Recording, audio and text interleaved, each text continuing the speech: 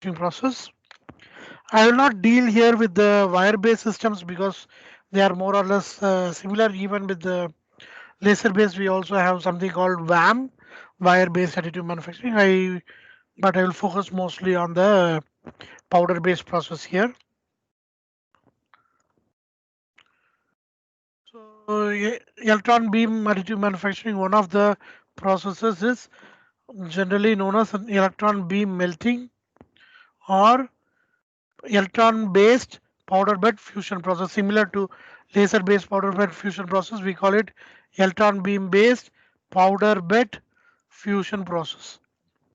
This is the actual ASTM specification, where E stands for electron beam or electron based powder bed fusion process. The name itself is self explanatory, where E stands for electron beam and P stands for powder bed, F stands for fusion, so it's electron beam based powder bed fusion process.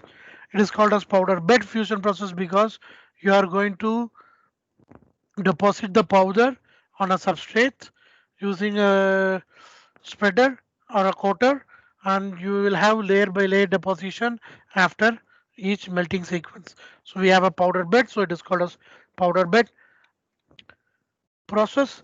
And it has been initially, when the process was introduced, it was generally known as electron beam melting because we use electron beam and we are melting the powder bed completely for joining or for making the three-dimensional component.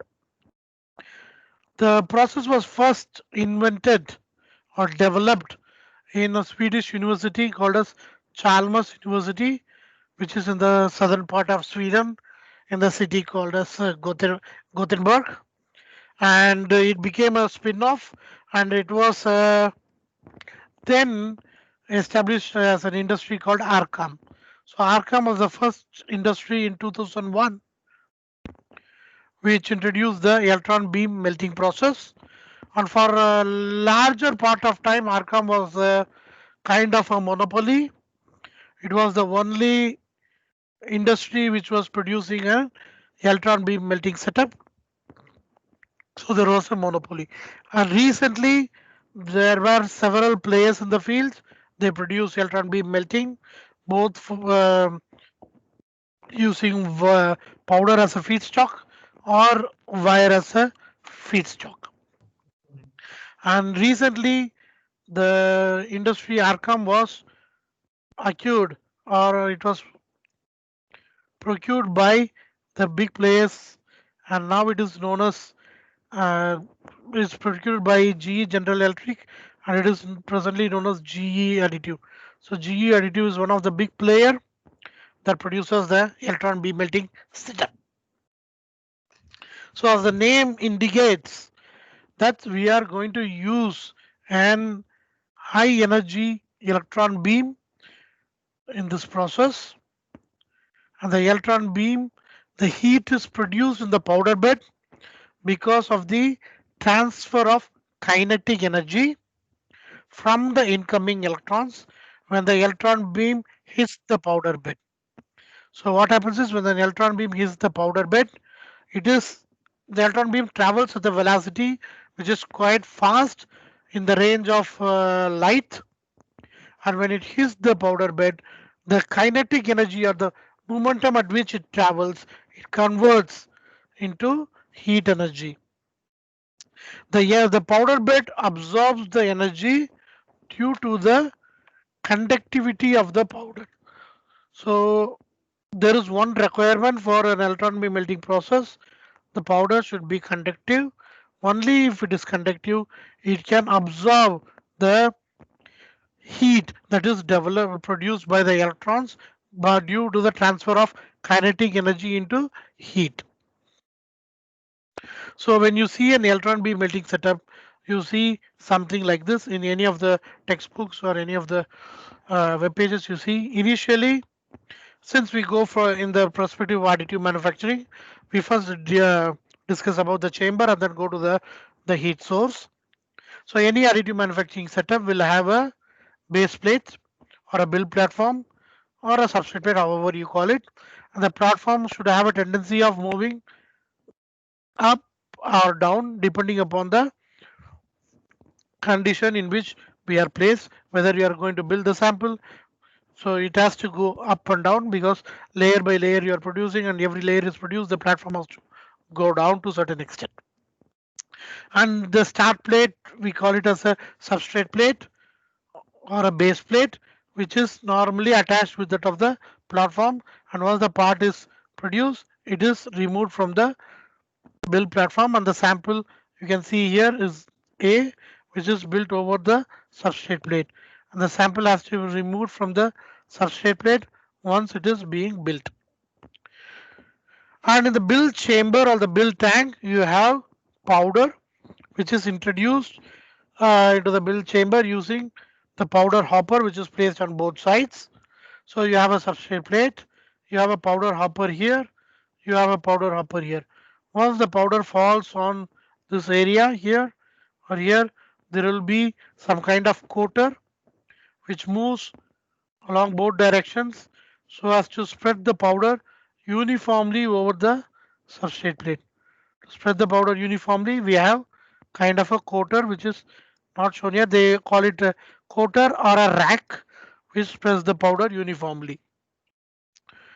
And the powder is placed in a shielded chamber because very high temperatures are produced, and if the powder is exposed to such high temperature, it may get welded in the powder tank.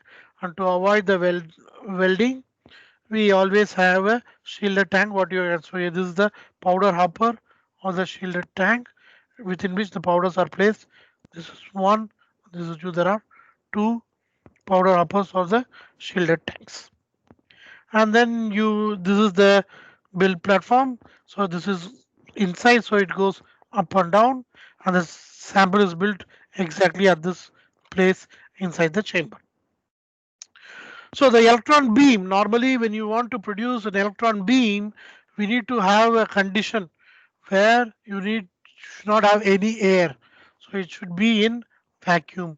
Only then we can produce electron beams. We need to have a vacuum inside the whole chamber.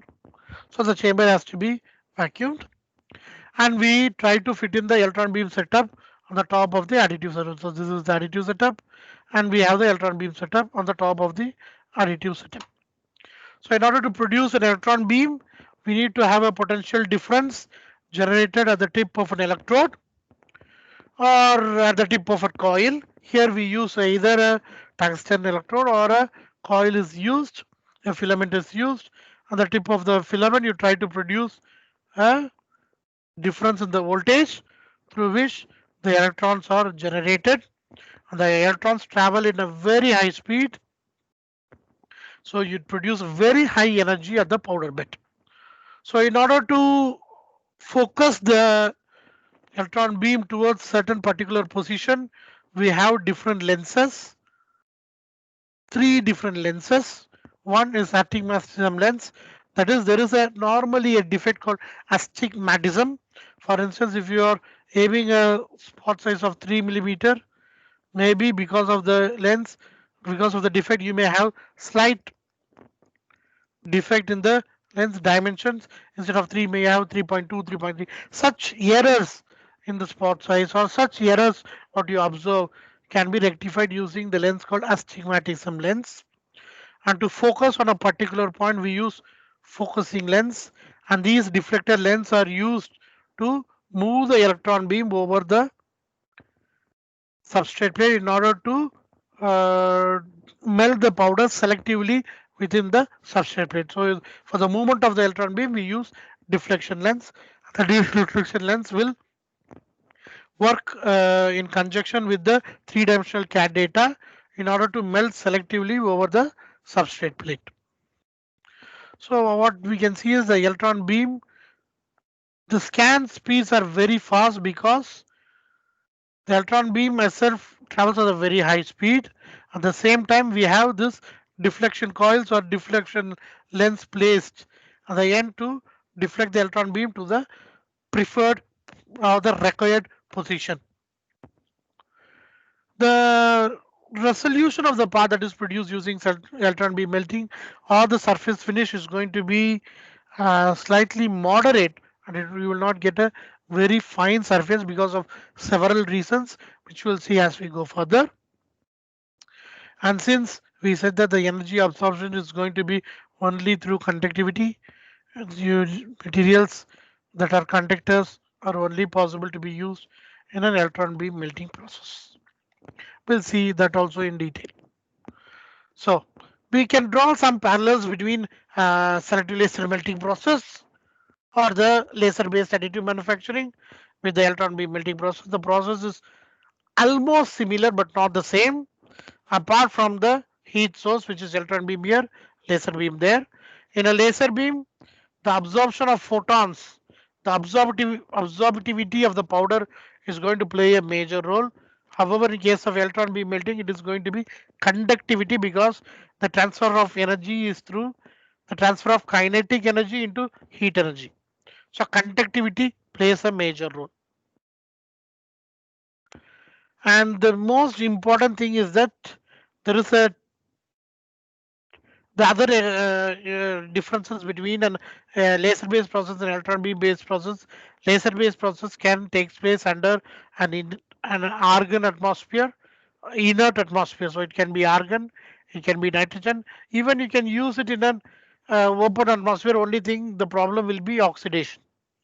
But when it comes to an electron beam process, since there is a strict requirement, or the electron beams can be produced only under vacuum, we need a vacuum environment, and creating a vacuum is going to be challenging considering the size of the build chamber.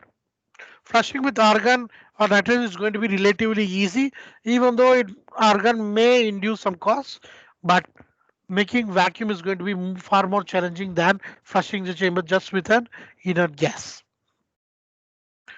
So what happens is that whenever you introduce a electron beam, the beam travels at a very fast pace and hit the powder bed, and the heat is generated by the transfer of kinetic energy from the incoming electrons to the powder bed as a heat energy. It is clear. Then the powders normally, the powder particles normally absorb the electrons. Generally, electrons are negatively charged particles. So when the powders absorb these electrons, the powder will also gain charges, which is going to be negative, because the electrons are negatively charged.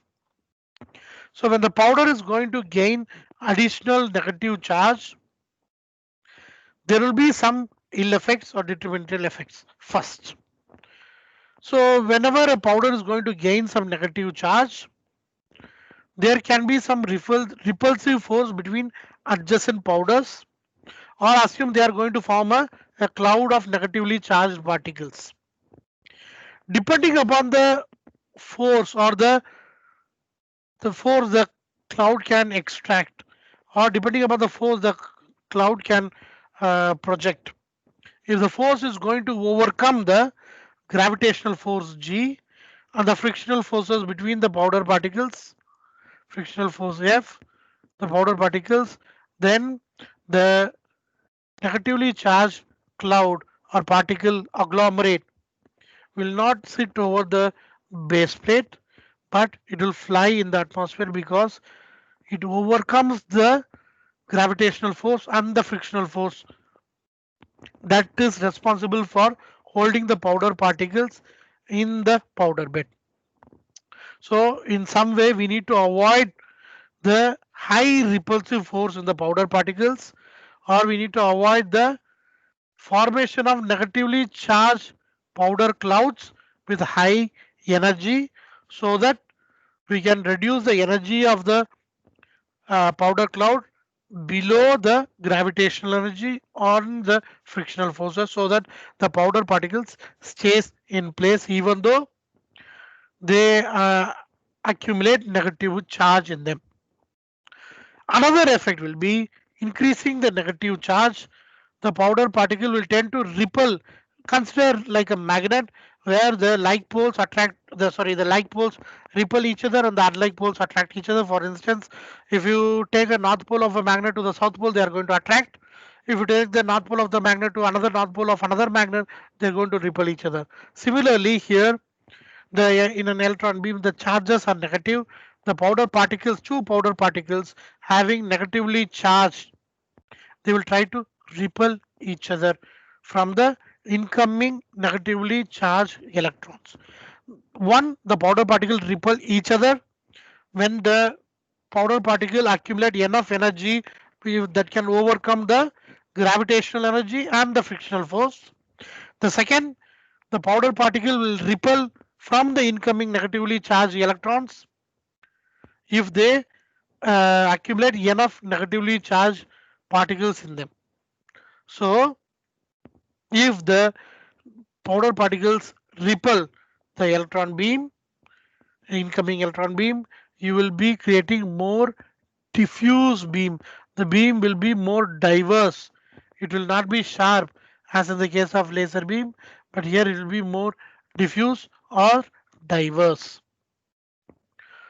So if you see, there are some issues if the powder particles are overly charged with electrons, and hence you need to manage the melting pool in such a way that, or melting sequence in such a way that one particular region may not accumulate enough negative charge so as to avoid the detrimental effects. So you can use a scan strategy where you melt the powder in the form of uh, islands. So instead of melting the powder bed continuously like this, you melt the powder bed in the form of small islands so that the charge effect can be nullified. You can go in any form, but the islands can be melted in any form defined by the user. So it can be, let's say, one melting takes place here, two, three, four, five, six, seven, eight, nine, 10. You have a very random melting sequence here. So if you have such a random melting sequence, you are going to avoid the accumulation of charges, or you are going to avoid the formation of cloud, negatively charged cloud particles at certain place, thereby overcoming this detrimental effect. So what we have seen is that to transfer the kinetic energy into heat source, the powder particle has to be highly conductive.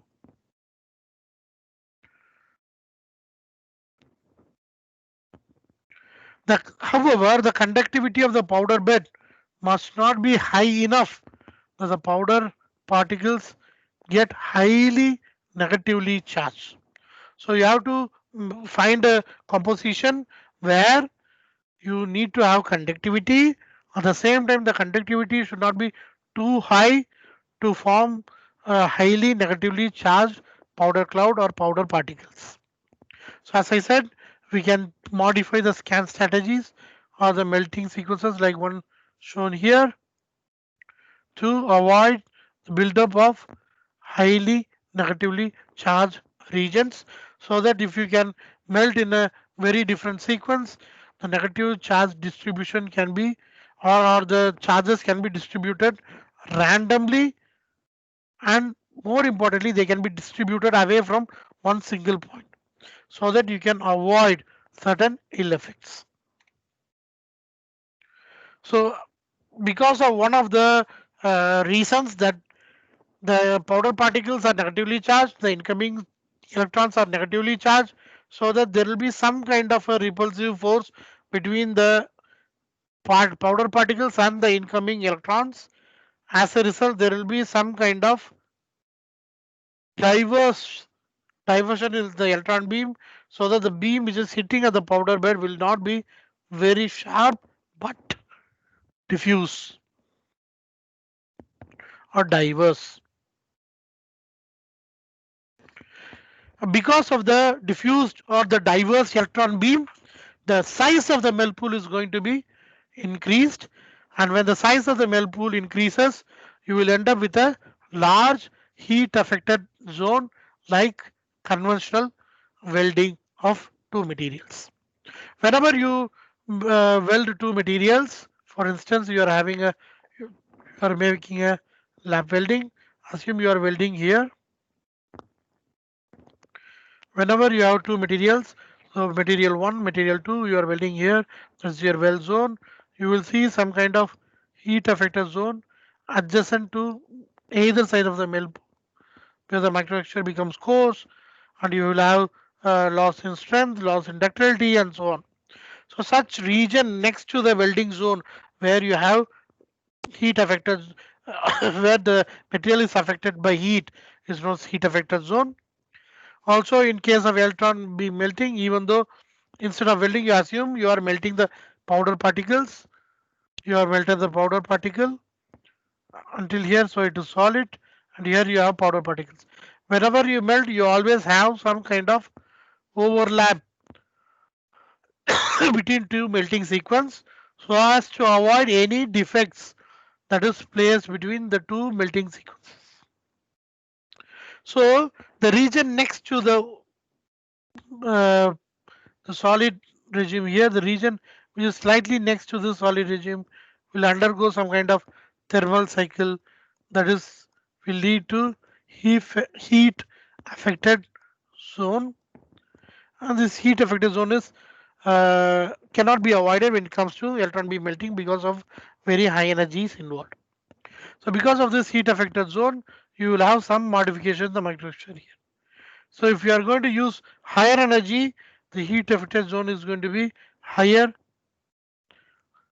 in length. Since you have a very uh, diverse beam and very large, or the size of the melt pool is relatively high, the finer features that can be produced using electron beam melting is rather limited compared to laser beam process, and we can use high, how do you call it, quantitatively high powder particle size, and if you are using bigger powder particles, you can improve the, or you can increase the layer thickness so that the process can be relatively faster. Since the layer thickness can be improved, the powder particle size are bigger, you will end up with problems with resolution. The resolution may not be the best, and at the same time the surface finish of an e-beam component will not be as good as an laser based component. Because in laser based components, the surface finish can be around 3 to 5 millimeter, sorry, micrometers. In this case, it's going to be much higher, much larger, depending upon the process parameters, depending upon the uh, building sequence, to the electron beam parameter, and so on. Again, I would like to highlight that only conductive materials can be used. So the powder bed has to be conductive to electron beam. So only metals or only conductive materials can be used in an electron beam melting process, unlike the laser process where you can use metals, ceramics, composites, plastics, etc. Electron beam melting process is more efficient than the laser beam process in terms of the uh, power required, because most of the electron beams, most of the electrical source can be converted into heat source in case of an electron beam process. This is not possible with the laser beam processes because there will be a loss, there will be attenuation, there will be loss of laser beam, and only 30 to 40% of the laser beam, only 30 to 40% of the electrical energy can be converted into laser energy. On the other hand, in an electron beam, you can convert almost a 90% of the electrical energy into laser energy. So the process is relatively efficient in terms of energy consumption. The There is again a disadvantage that is associated with the process. The disadvantage is that if you are going to have a high source of uh, magnetic field or an electrical energy, if you, for instance, if you are going to have a transformer next to the electron beam melting process, electron beam melting machine, it will going to have an influence on the process itself. Even if there is a potential source of magnetic field, it is going to influence the process, because in both the cases they are going to deflect the electron beam, and hence deflecting the electron beam will have ill effect on the accuracy of the pass that is going to be produced. But the advantage is that you can have very high energy beams in electron beam melting. Another peculiar difference between electron beam melting and the laser beam melting process is that in an electron beam melting process, we always preheat the powder bed, unlike the laser beam. So this, they normally call it as raster scan, that is preheating of the whole powder bed before melting of the selective layer.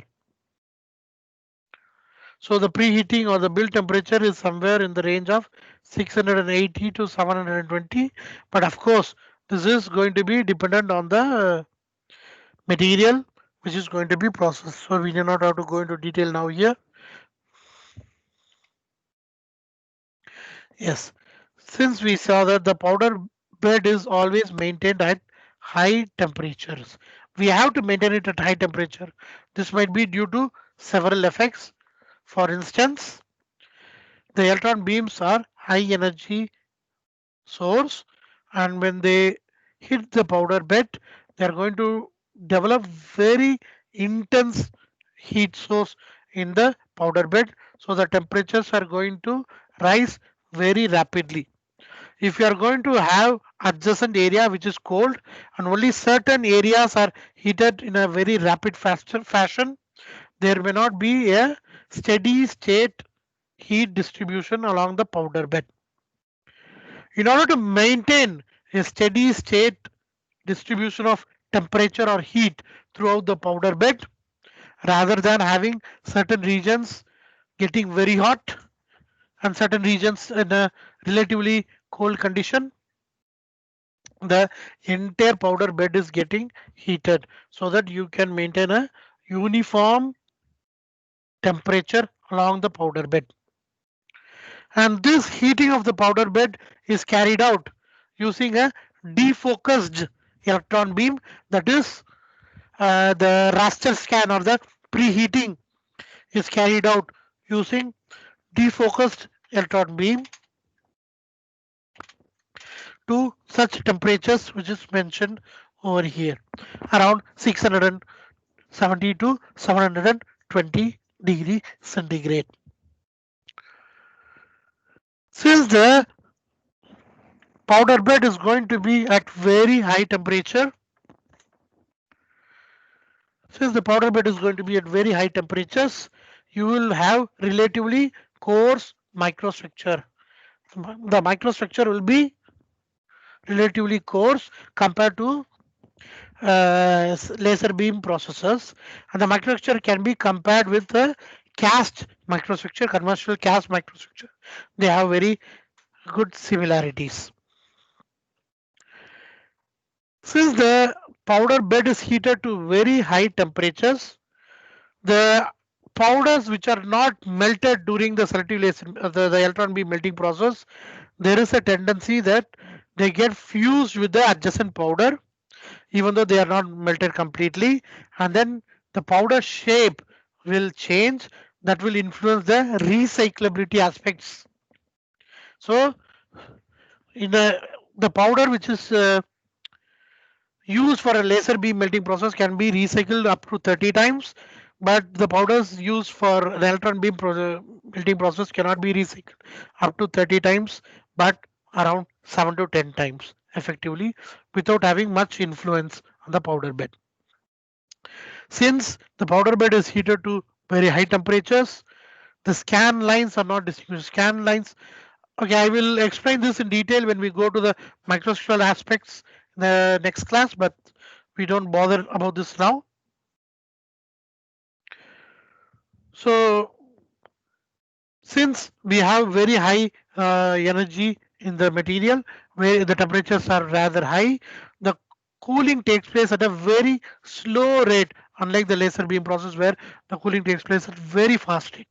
Here the cooling takes place at very slow rate or very slowly, so there will be much lower residual stresses or internal stresses in the material.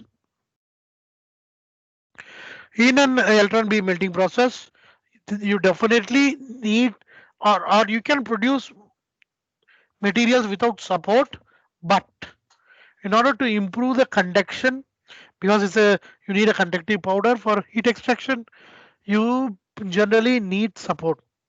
So the supports are provided just for electrical conduction and eliminate charging, the electron charging during the process. So in principle, we can minimize the amount of support that is required, because the supports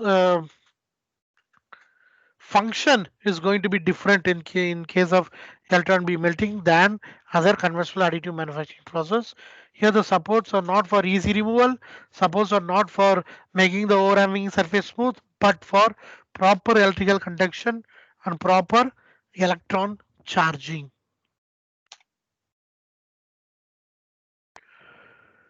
Again, when it comes to the some processing issues, we have seen a lot of processing things, but to highlight, first one, the conductivity of the material is paramount, because you can process only conductive materials and not all kinds of material. Even with conductive material, like for instance metals, people are not successful with producing different metals. They are successful with only few type of metals. We'll see that the materials possible. The structures are introduced only, the support structures are introduced only for improving the conductivity and to avoid the electron charging. But the support function is not to for easy removal, nor the support function is for reducing the surface roughness in an uphanging surface. Coarse particles can be used so that the layer thickness can be increased. So you have a problem with the surface which is going to be rough, and at the same time the complexity of the component will have some limitation, because you cannot make the surfaces more intricate like using a fine powder particle. Of course you can try to use fine powder particles, but then there will be more accumulation of negatively charged particles, so better we use slightly coarser powder particles for electron beam melting to avoid such accumulation of charges. Since the powder bed is heated to very high temperatures, you will have extended downtime. Once the component is produced, since the powder bed is at the temperature of 670 to 720 degrees centigrade, you will need extended time for cooling of the powder bed, which is going to take place around 8 hours after the production of the component. So you need 8 hours of idle time for the powder bed to cool down to room temperature. Once it's cooled down to room temperature, you can remove the components from the powder bed. So it increases the overall production time of the component, thereby increasing the cost of the process itself. So when it comes to materials, there are some limitations. Not all the material can be produced. So first thing it is ruled out is we can use only conductive materials. So polymers, ceramics, which are non-conductive, are ruled out. Second, even when it comes to conductive materials, we are talking about metals here. Only few metals has been produced using electron beam melting process, and these metals are either for aerospace high temperature applications or for biomedical applications. Some of the alloys that are used are CP titanium, CP in the sense commercially pure, commercially pure titanium. There are several grades of commercially pure titanium available depending upon the purity levels, whether it is going to have whether it is going to have 99.99% purity or 99.999% purity or 99.49% purity or 99.59% purity. Depending on that, you are going to have certain kind of uh, properties. It depends. These requirements come in terms of uh, let's say biomedical devices where purity is paramount. So commercially pure titanium of different grades, let's say grade 5, grade 23, grade 2, they are all effectively processed using electron beam melting process. Then comes the Ti6Al4b, which is a aerospace alloy, which is a very widely used aerospace alloy. Ti6Al4b, that is titanium, aluminum, vanadium. This is also a biomedical. This is also used in some biomedical applications. And the next widely used alloy is cobalt chrome based alloy. It can be cobalt, chrome, sorry, Cr and molybdenum. It can be just cobalt and chrome. It can be cobalt, chrome, molybdenum and tungsten, or it can be cobalt, chrome, tungsten. These are again high temperature alloys but can also be used for dental stents and implants. And nickel based alloys are widely used. Some of the nickel based alloys are Inconel 718, 625. These are some of the specific grades. Titanium aluminides are used. This is again a high temperature alloy for high temperature applications. This is again the same family of titanium aluminides. So basically whatever alloys that are used are high temperature alloys that are suitable for high temperature applications, or titanium and cobalt based alloys for biomedical applications.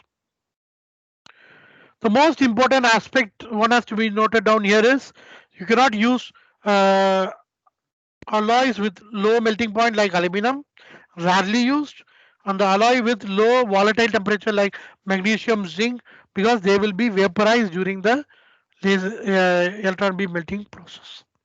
So only few materials family can be used in this process. So benefits, since the layer thickness is going to be high, your productivity is going to be high. No residual stress, no internal or residual stresses, because you have a hot powder bed all the time with a building temperature around 700 degrees centigrade. Less supports are needed because the functionality of the support is not to remove the component but to have effective conductivity and to avoid electron charging. We can stack n number of parts one over the other because we can eliminate the supports. The powder should have good conductivity, which is going to be very important. The process takes place under vacuum. This is another benefit because the oxidation of these material can be uh, reduced. When it comes to the drawback, only few materials can be processed, and that too conductive materials.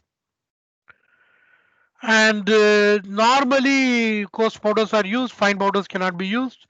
Very expensive to maintain the equipment because one, you have to have vacuum. Second, there should be no electrical or magnetic field nearby. Very slow deposition rates because you have a downtime after the production, and it will, when you take the average production of one part, it is going to reduce the overall productivity time, and it is going to be, this is the same thing which is already discussed. But it has its applications basically in biomedical sector, be it be a hip or knee implant, be it be place joining bones, or somewhere the place that can join in skull, bone, and so on, or any prosthesis or implant applications, where you can have relatively good structure, reduce weight, at the same time with good biomedical properties.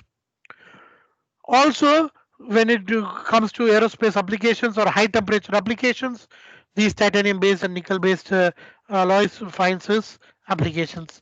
Uh, there is also a possibility where people are trying to see if it can be used in moon based missions, which has been which is people are trying to uh, expedite nowadays. So with this, I would like to summarize. It's almost 40 minutes, so I like to summarize the lecture on electron beam melting process. And if you have any questions, please shoot ahead. We can discuss for the next few minutes. Yes, sir. Thanks for the nice presentation. Due to shortage of time, we are not going to conduct any poll.